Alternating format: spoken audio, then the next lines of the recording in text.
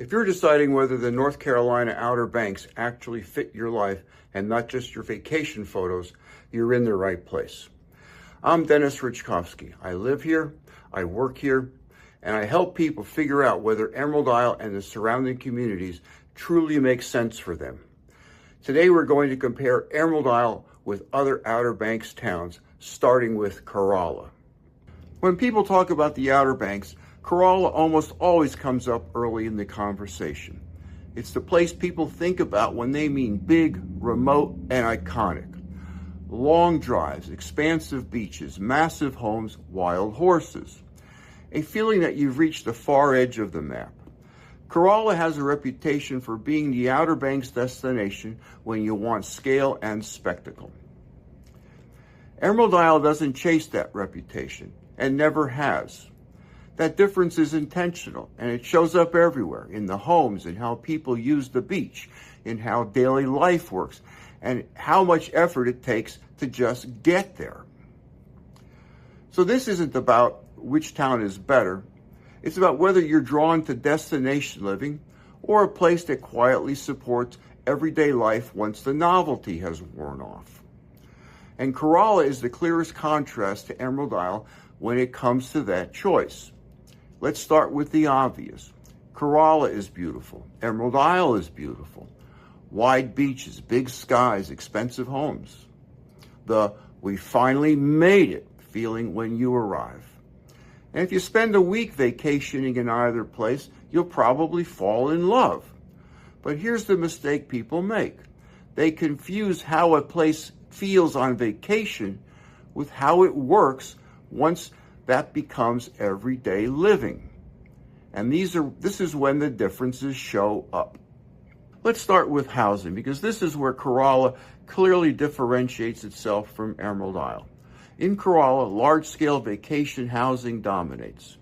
It's common to see homes well over 5,000 square feet, many much larger than that, with pools, hot tubs, elevators, game rooms, theaters, and multiple living areas stacked on top of each other. These homes are designed to host large groups, multi-family vacations, reunions, weddings, and destination gatherings.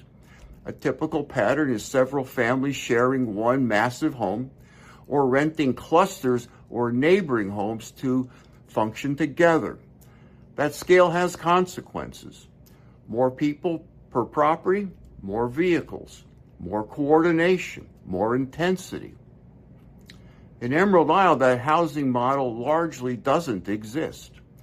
Long-standing zoning, height limits, and septic constraints keep homes smaller and more residential in character. Rentals typically serve single families or modest groups, and neighborhoods aren't designed to operate as shared compounds. Same coastline, very different scale, and a very different daily energy. Now let's talk about beach access, because this is one of the more misunderstood differences between these two towns. In Corolla, the town maintains two public beach accesses, one at Corolla Village Road and one at Yaupon Lane. Outside of these two locations, beach access is private, limited to residents, renters, and their guests. What that means in practice is simple. Your beach time is usually tied to where you are staying. Going to the beach tends to be planned. You load up, you commit. One example of that commitment is Corolla at the north end of town where the paved road ends. It's where four-wheel drive vehicles are required and wild horses roam freely. Emerald Isle works quite differently. Public beach access points in Emerald Isle are distributed throughout the town, embedded directly into residential neighborhoods. Access isn't limited to hubs, and it isn't tied to where you're staying. People walk or bike down for an hour, leave when the wind shifts, go back later. Beach use here is incremental, not event-based. And that difference is structural, not accidental. Until 1984, access to Corolla was restricted to landowners. When the gates came down, development followed quickly, and much of the town still reflects that destination-first planning.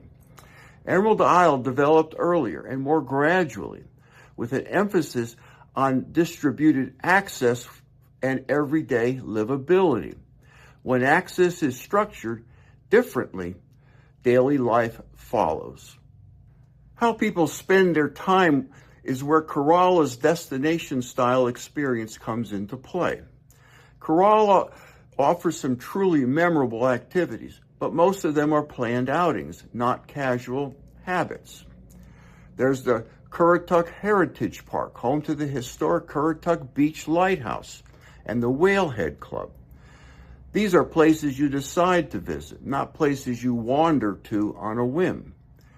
There are also day trips to Corolla Beach to see the wild horses. This requires a four-wheel vehicle or booking a guided tour.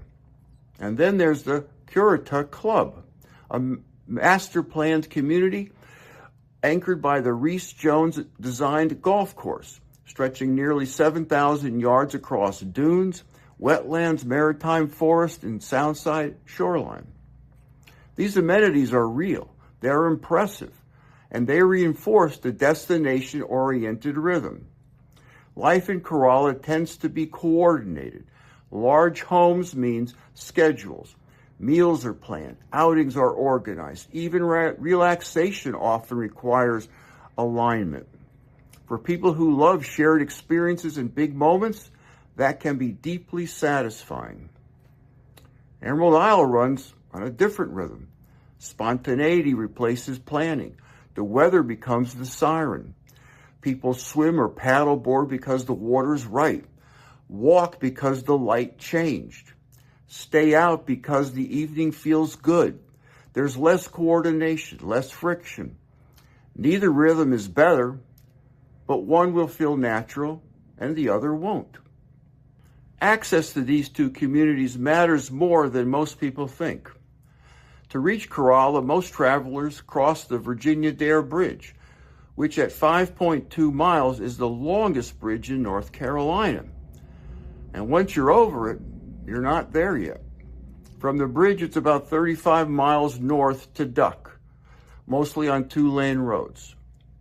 Corolla sits another 15 miles north of Duck, adding roughly 25 minutes without stops. So from Raleigh, that puts Corolla at well over 4 hours before traffic. That remoteness is part of Corolla's appeal, but it also adds friction to everyday life. Emerald Isle is accessed very differently. You cross the Cameron-Langston Bridge, a two-lane bridge about a mile across. From Raleigh, the drive is roughly 2.5 hours. Once you're over the bridge, you're essentially there. Corolla feels like you've gone somewhere. Emerald Isle feels like you've simplified something. Corolla is designed to host memorable gatherings. Its scale, housing stock, amenities, and remoteness all reinforce big moments. Emerald Isle is designed to support daily life. It spreads people out, limits scale, and prioritizes consistency over spectacle. Corolla magnifies the moment. Emerald Isle smooths the days. Both are excellent communities for the right people. Here's my dentist fit test. If you love scale, shared experiences, and the feeling of being somewhere extraordinary, Corolla may be your place.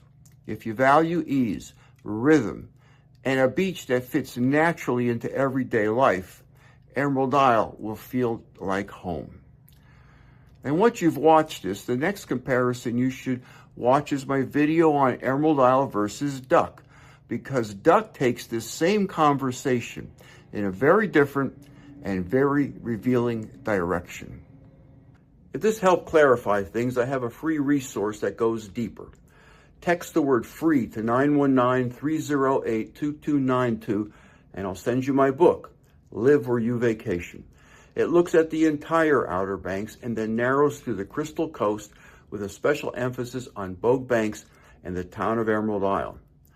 And if you subscribe to this channel, you'll be joining a small but growing group of people who care more about clarity than hype, and who shape what I cover next.